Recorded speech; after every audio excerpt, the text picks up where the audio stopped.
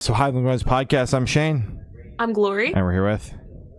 I'm Jesse, and this is Jacob from Foreign Air. And there's some questions there about the new album, Such That I Might Glow. So, congrats on that, by the way. How do you guys feel about the response to it so far?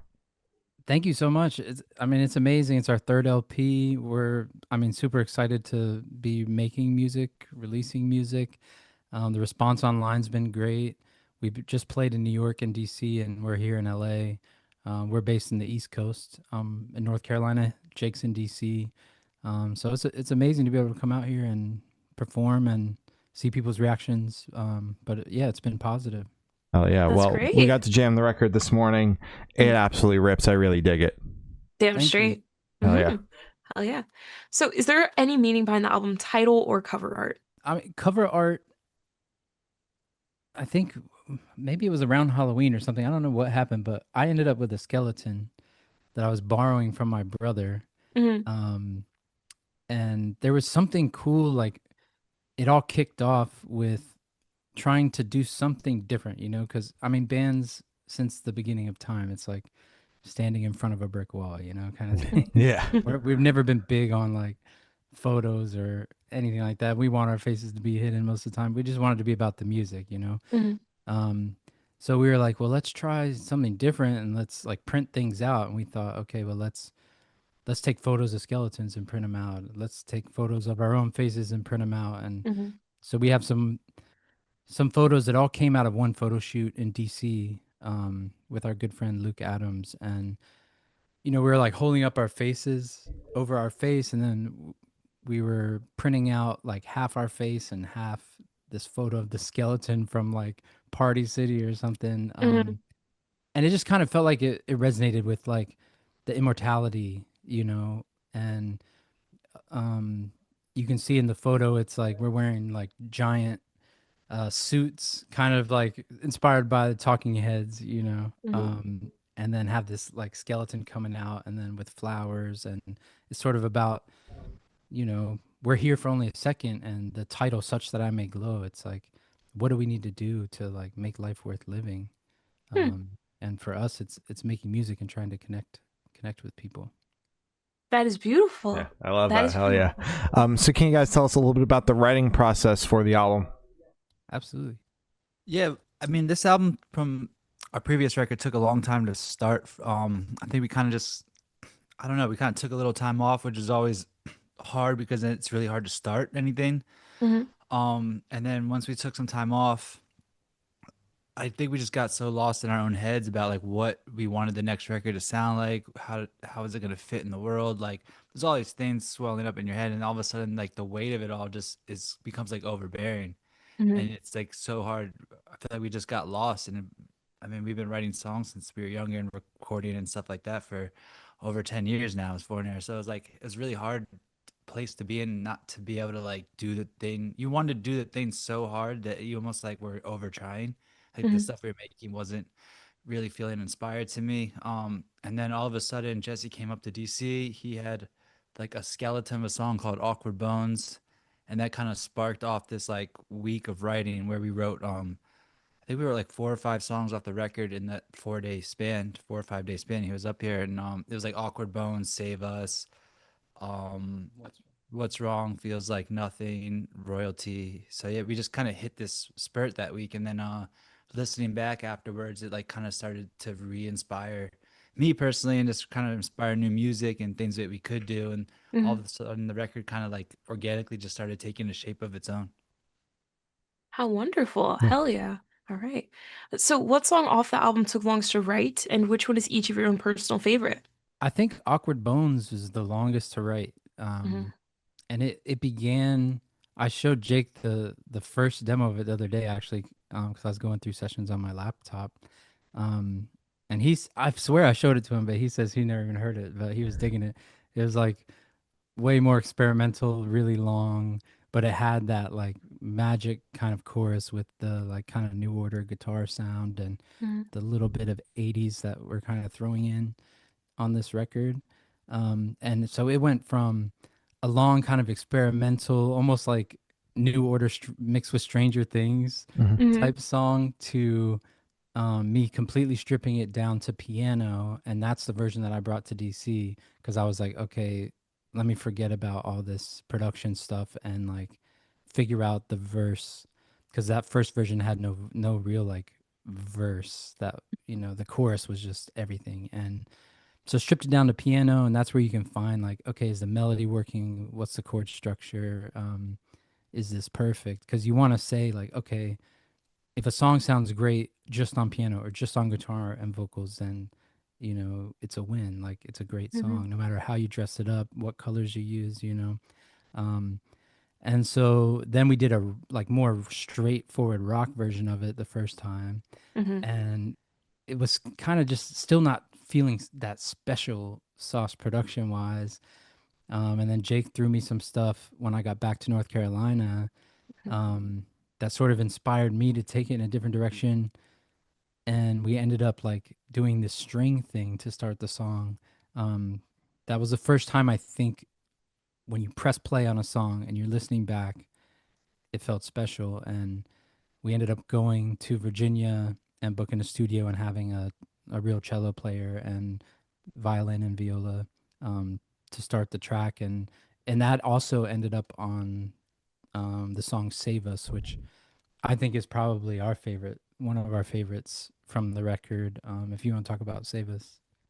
Yeah, I think Save Us was one of my favorites for sure. And it was just because a lot of my friends at the time and people around us were listening to this like electronic, like kind of like breakbeat drum and bass type thing. Mhm. Mm-hmm. And a friend of ours, while we were down in North Carolina, came down to DC to visit, and they were like playing us some music they were listening to or whatever, like in the car as we were driving around. And in the back of my head, I'm like, I can make this. Like it was just kind of just being like, this is cool. Obviously, I like it. This is what everyone's like listening to.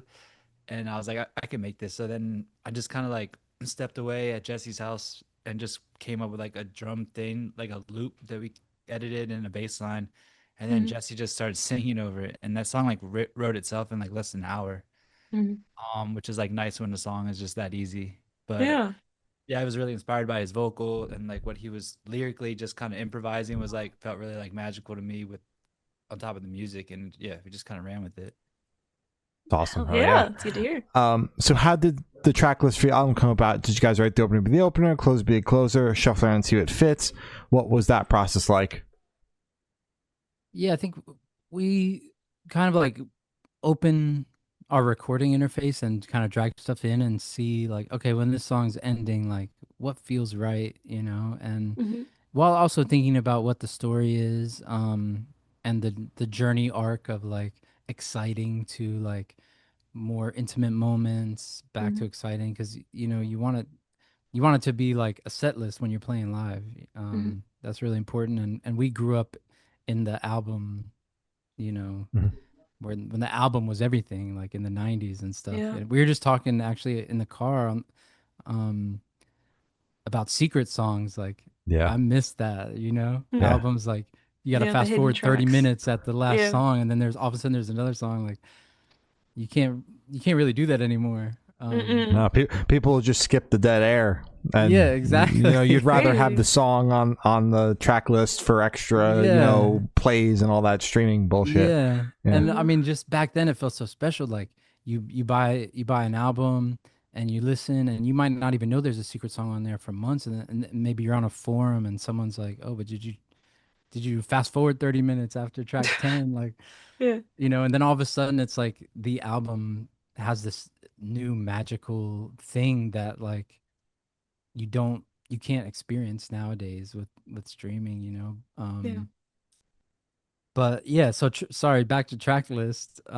Yeah, I think we try to experience it as a listener, and it's good to get away. Like we need to take some time off after we've been writing and pounding our heads with the song, and especially we did a lot of the mixes ourselves. So getting our heads out of the song and taking a step away, and then coming back and trying to be just a listener, Mm-hmm.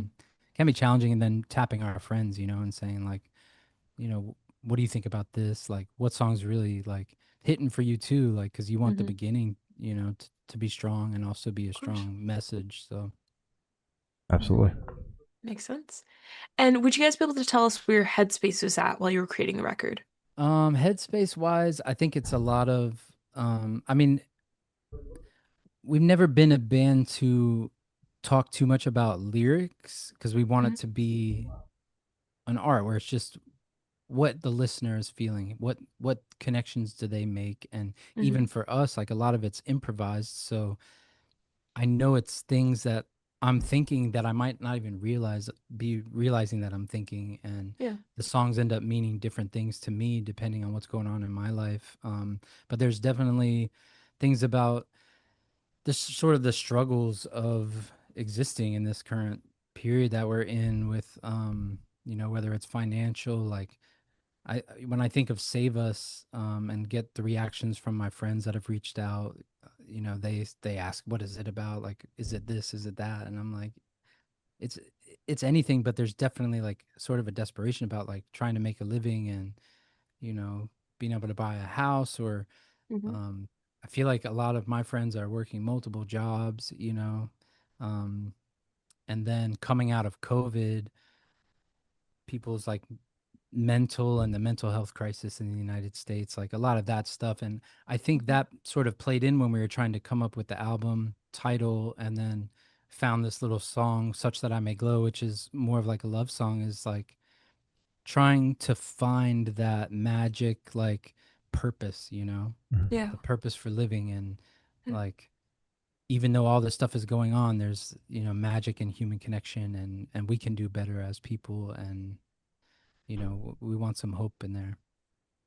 Absolutely. Love that. Hmm. Hell yeah. So how do you guys recommend your fans to listen to this album for the first time? Should do in the car with friends and dark with headphones on? Is workout album, party album? What do you personally recommend? I say headphones. Okay. Definitely a pair of headphones, just kind of zone out. Maybe go for a walk in the park. Mhm. That's what I like to do. That's what I did a lot of when we were working on the record and trying to finish it. Just like headphones, just walking around the park, maybe walking my dog or something, and just listening, kind of like envisioning how the music was gonna like live in the world. So Mhm. highly recommend that. But honestly, I'm not one to tell others what to do. So however, whatever makes you happy. Maybe lay down on your bedroom floor, stare at the ceiling, drive around. I don't know. Yeah. Yeah, and there's stuff for everyone. Like Foreigner has always been about like the song sort of is the world, Mhm. because we came up in that mid, what was it, like 2015, late 2015, like that was like the SoundCloud boom, and Yeah. we released almost probably more than an album's worth of songs, just singles before we ever did our first record, Mhm. Mhm. Good Morning Stranger. And so there's stuff for everyone. There's like Royalties, a party track, like Mhm. Pump It Up, Smiles, like feel good, drive around with that track blasting, but then Such That I May Glow is like listen to that in headphones and think about the person you're in love with. Yeah. Mhm. Oh yeah. Damn straight. And this one should be super, super quick off the top of your heads. I want you guys to describe this album for new listeners in 3 words. 3 words each, six total. No more, no less. Driving, electronic, personal. Ooh. Mm. Indie, Mhm. dream, Mhm. alternative. There you Beautiful. go. Hell yeah. Hmm. And in that same train of thought, is there a certain feeling or emotion you want listeners to have while going through the album? I think just reflection. Yeah, reflection and yeah, it's like a whirlwind for me. Yeah. Years of emotions and I used to live out here in LA. I moved back home to North Carolina. Just a lot of things. The Oh, human Hmm. experience, For really. absolutely. sure. Yeah. Yeah. And are you guys able to touch on any particularly challenging or standout moments during the creation of the album, positive or negative?